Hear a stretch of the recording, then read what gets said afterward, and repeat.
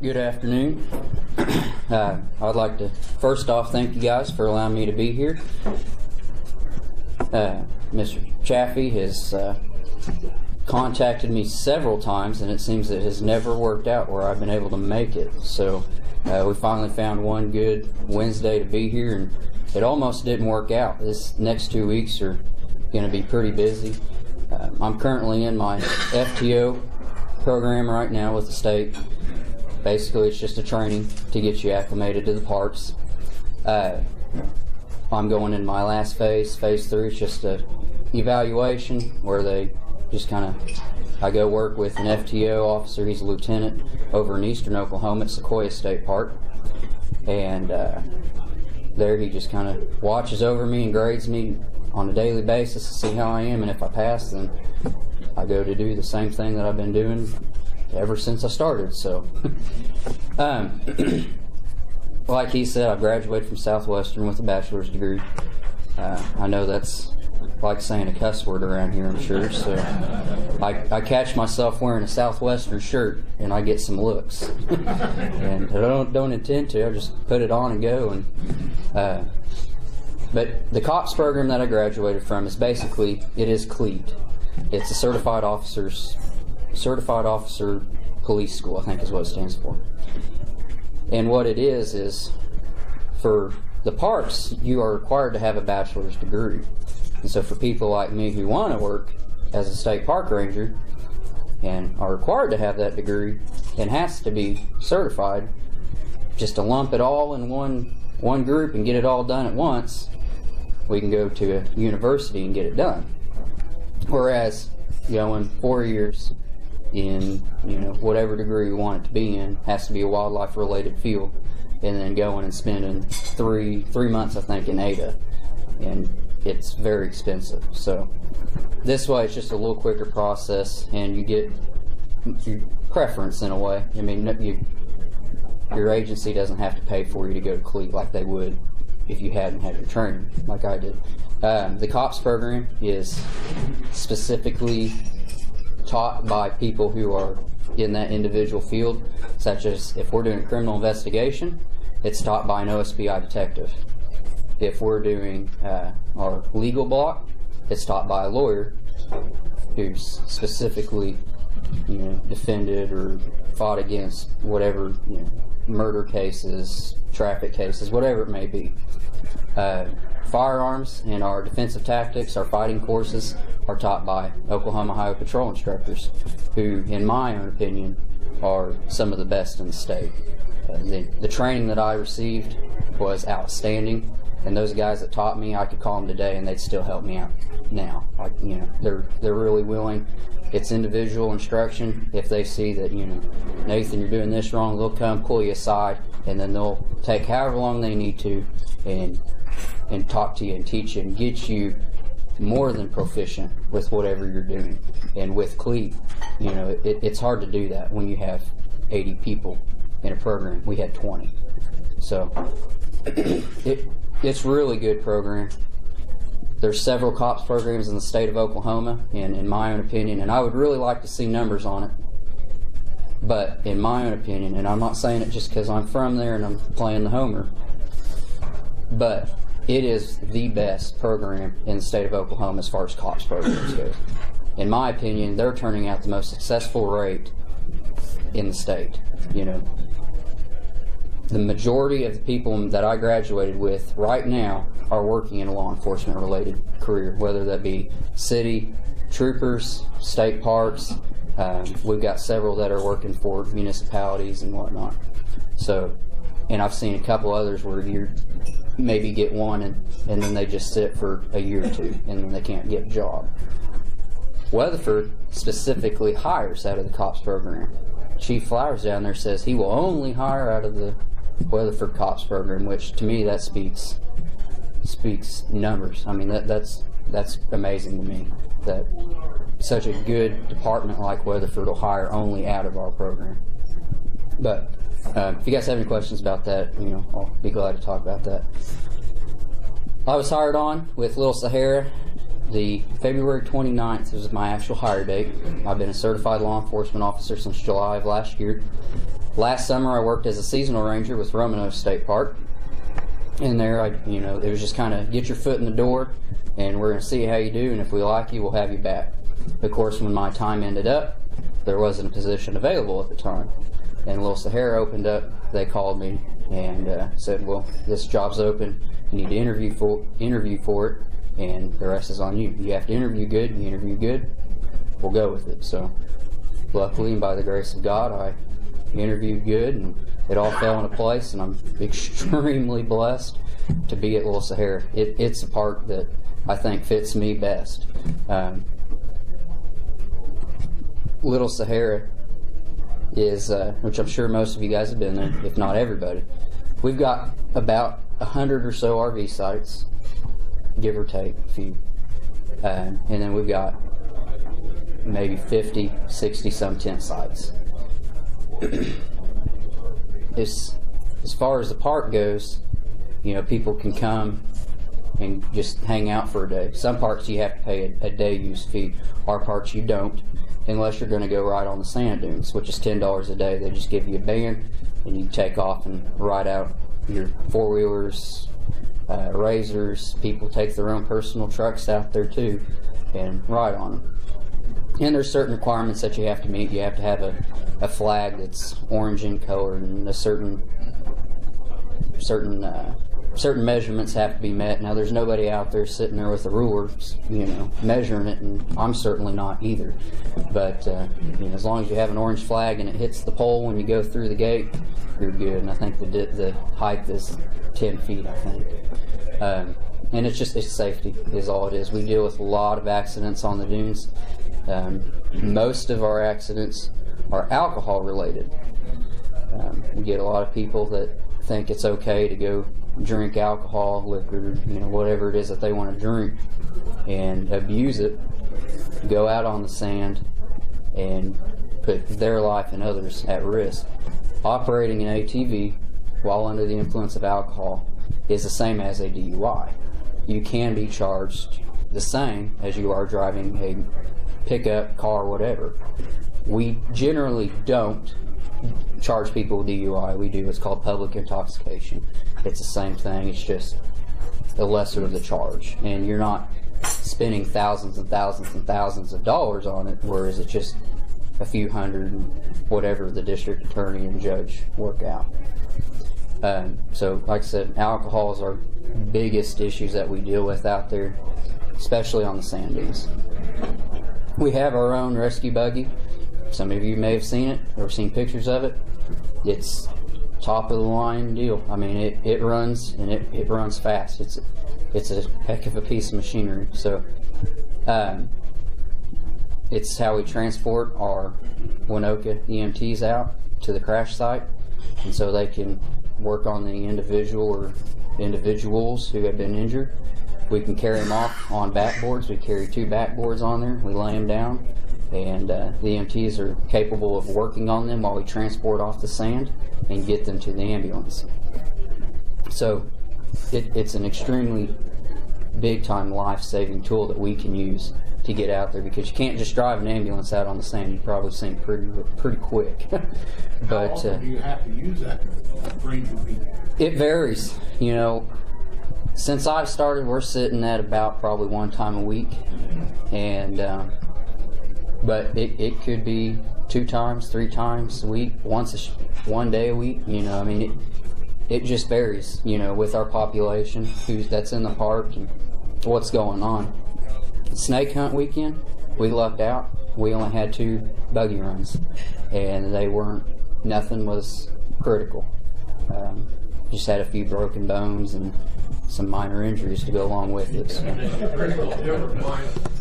But we do on occasion have fatalities out on the sand.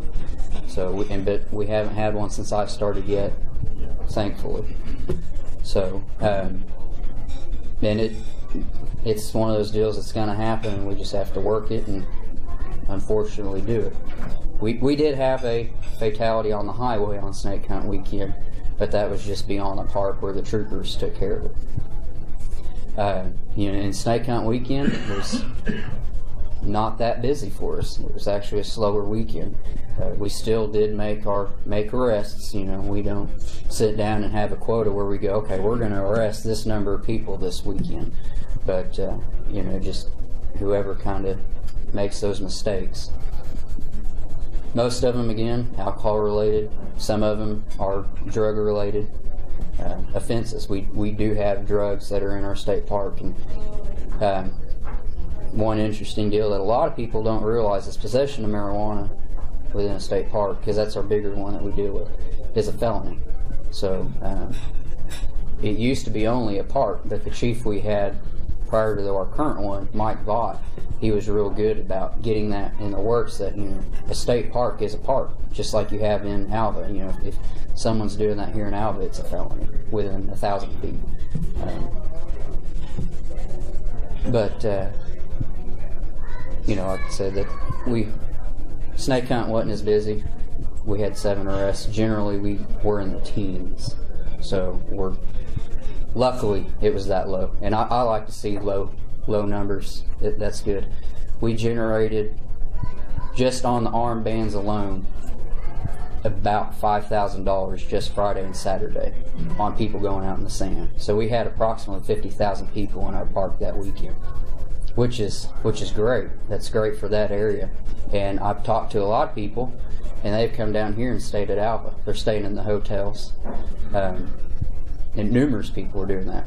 And you know, Winoka, they don't have. But when people come down, they want to stay in a really nice place like the hotels you guys have here. Winoka just doesn't have that. And so a lot of people, I think, because of the park, a lot of people are coming down here too. And so I would like to hope that, you know, at least 1,000 of those people are coming over here and staying and generating revenue for here. So Little Sahara, I like to look at it that, you know, we're not just helping Winoka out, we're helping the whole county and the whole area out. But that was probably that's our busier event out of the whole year. Our park is generally a spring and fall park. During the summertime, the summer months, you know, June, July, and August, we're pretty slow. Obviously, I can't speak from experience because I haven't been there yet. This is just what I've been told. But those few months they're too hot. They're too rough on the equipment, and people just can't go out and do what they still do, but it's just harder on their equipment, and it's more money, and the sand probably has to add at least 10 degrees to what the temperature actually is. So it's real hot out there. But during the spring and fall time is our busiest months. During our slower months, we tend to go and help out the parks with lakes, like Foss. We go down to Foss State Park, often down in Custer County, just about 2 hours south of here. We'll go over to Bowling Springs and assist them, and also Great Salt Plains State Park when they need any additional help. Like holidays is kind of when we go over and help Salt Plains or Bowling Springs. And another issue that we deal with too is a lot of people see park rangers as just a park ranger. A long time ago, that was the view a lot of people had on us, that, you know, we're not really law enforcement. We're just here to protect the resources, which we are. But also, on the other side of that, you know, it's a 50-50 deal. We're also resource protection, but we're also law enforcement. You know, if someone's cutting a tree in the park, you know, we got to go stop them. But at the same time, if someone's, you know, operating a vehicle and drinking, you know, we got to address that accordingly as well. And a lot of times we deal with, you know, people going, well, you're not law enforcement. You can't arrest me. And that just adds to the stress of it. But a lot of people don't realize that we are real law enforcement, that we are actually the state police. We are Oklahoma State park rangers. We have state jurisdiction. We're just like, similar to the troopers. You know, we have state jurisdiction. There are certain things that we can't do, but as far as, you know, getting out on the highway working, if you're stopped by a park ranger, yes, they can be there, and we are. Excuse me. Just yesterday, we were in Weatherford doing our qualifying. We have to shoot 2 times a year to qualify with our firearms, pistol, shotgun, rifles, whatever you use, you have to qualify with it several times a year. You know, if I'm going down to Weatherford and I'm almost there and I have somebody driving in the opposite hand lane, then I can act on that, and I can make a stop, make an arrest, whatever the situation is. And a lot of people do not understand why a park ranger can do that, especially when, you know, we're on the other side of the state, which I think is really neat about our job. Now, as far as kind of going back and forth, bouncing around here, as far as Little Sahara goes, we're the second state park in the state of Oklahoma that actually make money. There's only 2 that I'm aware of, and we're the second. And there's 35 state parks, and all the other ones are just kind of breaking even, probably, or just kind of keeping their nose above water. What the first one is, I do not know. I've been trying to look, and I've been trying to ask around, and I don't know what the first park is that makes the most amount of money. My guess is probably Lake Murray, just because they're the #1 state park. They were the first state park to be put together in Oklahoma. And if you haven't been to Lake Murray, I'd encourage you to go. That is an impressive state park. I really like Lake Murray. They've got very nice facilities, and the people working there too are real good people. And you find that a lot in every state park. Little Sahara, we're considered just kind of a low maintenance park. We have 1 maintenance man, whereas other state parks probably have 3, 4, or more. And we just have 1, and that's really all we need. And we've got 3 park rangers, counting myself, a manager, and assistant manager. Our assistant manager comes down on a daily basis and picks up inmates from the facility down here and takes them back to our park where where they will do projects for us, whether that be cleaning up trash, or our current project that they're working on right now is they're cutting up pipe and welding it together to divide our RV sites in one of our campgrounds. Because right now it's just held by a cable, and it doesn't look as nice as it would with these steel pipes. And a lot of those inmates are the ones that we have are really good workers. You know, they enjoy to be out there, and they're good at what they do. They're good at welding, they're good at cutting. Whatever it is that you ask them to do, they'll do it, and they're good at it. And they're very skilled people. So, you know, just because they're inmates and they wear those letters on the back doesn't mean that they're bad people. They made a mistake, and that doesn't reflect who they really are, in my opinion. And I've talked to a couple of them, and they seem like good people. But that's just one thing that we've got going on. That's really about it as far as projects go in our park. We don't have a whole lot going on, which is why we're a low maintenance park. You know, I'd say our biggest upkeep is probably just keeping our buggy going. If something breaks on that, we're in trouble, because that's an expensive piece of equipment that whatever it is that we have to buy is going to be expensive regardless, probably. But, you know, with 3 of us rangers, we've got 1 seasonal as well. I'm sure you guys know him. He's a deputy with Woods County. Between all of us, we stay pretty busy. We can accomplish what we need to accomplish with 4 rangers. But with that, that's about all I have. I know I wasn't completely organized, but I apologize for that. So, how does the crime rate, say at Roman Nose or other parts compare to Little Sahara? They're the same. $20 for an RV, $12 for a tent. Is that what you're asking? Crime. Oh, I thought you. Okay, I'm sorry. Crime rates are different, big time. and that's just the crowd that you attract. We do have family crowds, and that's what we want in our park. Crime rates are higher in Sahara. I've been at Sahara for about 3 months now, and with the exception of maybe one weekend, we didn't have an arrest. Every weekend, we've had at least one or multiple arrests. Romanos, it's a slower part. It's there, it's not to say that it's not there, but it's not as just open and here I am, So every park varies, but Sahara is one of the more crime rates higher in the park. Yes, ma'am. What is the best and the worst part of your job?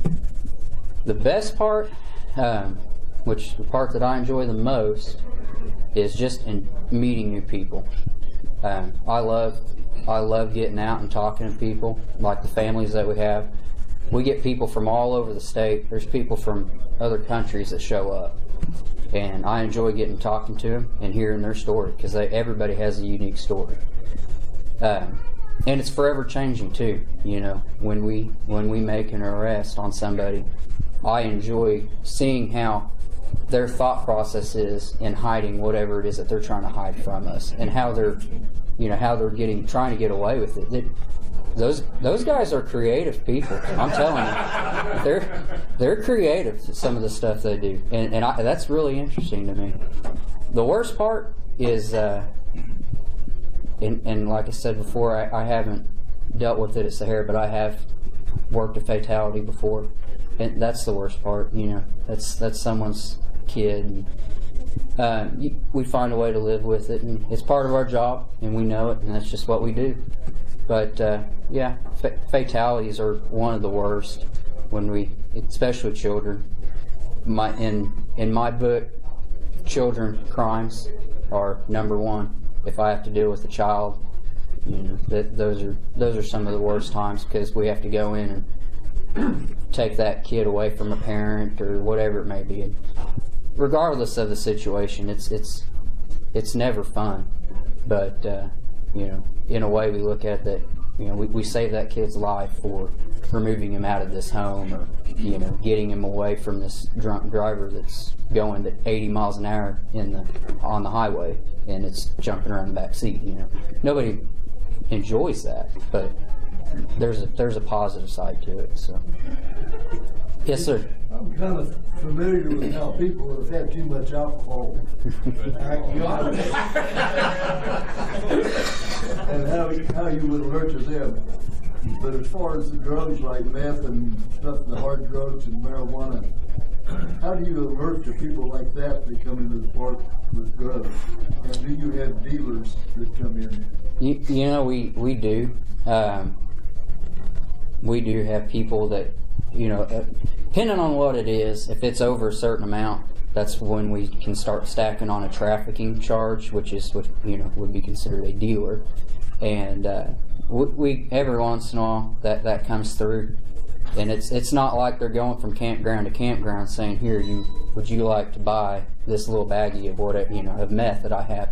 They're not doing that. It's more so they just come in the park with a sandwich baggie of marijuana, or just a little bit of meth, or whatever it is, and they just want to party and have themselves a good time.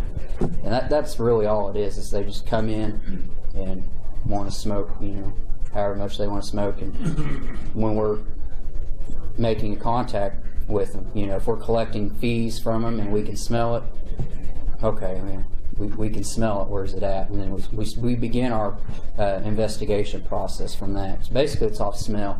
Not necessarily from behavior, though. It can be. It can be. Majority of it, not so much, but it can be. We get some people out there that, without saying too much, we'll just, can't think of the right word. They'll just go above and beyond of what a reasonable person should be and act like. If they're running around the campground with their clothes off, that's probably a good indicator that But You commented that you had 2 arrests on Snake Hunt weekend. Is that what you said? we had, I think the numbers were about 7. About 7. Now, do you issue citations also over and above that 7 that you arrested? Is that what you're saying? Yes. So you may have. We had we had 7 arrests and numerous citations for whether that be driving under suspension or just an equipment speed citations are kind of up in there. Get any work out of that badly fellow over there? Do what? Do you ever get any work out of that badly guy? Yeah, our park manager, let me tell you. I can't say a whole lot of bad about him because this is going to be floating around somewhere. So. Oh no, we wouldn't tell him. Yeah, no, Jason, and I've been around several parks, and Jason Badley, he's one of the best managers I've been around. I mean, he knows what he's doing. He knows what's going on. He's not, what I would call a micromanager. He trusts everybody in that park to do their job, and he trusts that we're going to do it well. And if there is a problem, he's straight to come and get you as quick as it happens. But he's a great manager. Now, he's also fleet, isn't he? He is. He's reserved. Yeah, he's a reserve ranger for us. Which for a lot of managers is kind of unusual, isn't it? Yeah. Yes and no. I mean, most managers work fleet or police officers. Some managers in the state are reserve rangers, and that's just because if a full-time ranger wants to take off, then he's there just in case something blows up.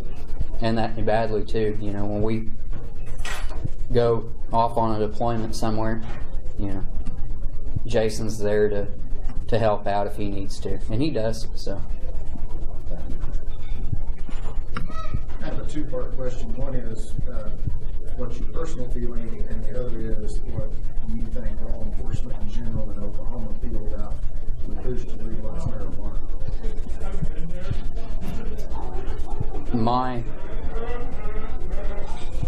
My personal opinion on that deal is it's a slippery slope. Recreational marijuana, no, I'm not for. Medical marijuana, if they legalize it, it's going to get abused. It's going to happen. But if it helps somebody out and they're using it the way they're supposed to use it, then power to them. But that's not, in my opinion, that's the way. It's not going to happen that way. Colorado's prime example. That's how they started out. Now it's recreational, and they're I believe I've seen numbers. I can't quote them, but their accidents, severe bodily injury or death, have all come not all, but a large majority of them have come from marijuana use. So it's going to happen in Oklahoma. A matter of when it's going to happen, I don't know. Now, as far as all the other law enforcement, I think most of them are about the same. They don't want it because it's just going to cause trouble. It's a slippery slope. So, get away from the crime look point of view. How large is that park down there? And is there any chance of it growing to be a bigger location? Our sand dunes is 3 square miles. And then the park itself, I mean, we're really spread out. And we've got a north campground and a south campground. North campground is just by itself, and then south camp you have to go through Winoka to get to. And you have to go probably about 3 or 4 miles to get to it. So, we're really spread out. But if you clump us together, we're actually a small park. I mean, we don't have a whole lot there. It's just our sand dunes that bring in the population. Now, we've got what's called Sand City, and that's a private campground. And then we've also have Deuces Wild, which is another private campground. That's in Winoka. A lot of people stay at the Winoka Motel. So we've got room to put people. But as far as our park goes, we're a small park. Any chance of expanding it? I mean, those dunes move on a Yeah. pretty regular basis. Right. Yeah. I was told, if I remember correctly, it was about they move a foot a year, I think. So. Move. Yeah. Yeah. It's which way the wind blows. Right. Right. But I would say probably not. You know, I mean, I don't know. That's a good question. But with the budget, if the sand leaves, I think they're just going to look at us and go, "Okay, we'll see you." So, but I said the park is just 3 square miles. the sand dunes, riding area, yeah. Well, and I mean, if you look at it on a map, it's really not that huge. I mean, we've got what they call the big dunes, and that's where a lot of people go and they like to jump the dunes. And we've got a lot of trails that run through there too. And so there's enough room for people to spread out. But yeah, 3 square miles is where it sits at. So. Anything else? Well, guys, that's all I have. I appreciate you guys allowing me to be here. I know I wasn't, like I said, I wasn't too organized like I like to be, but with that, guys, I hope you all have a good afternoon. So, thank you.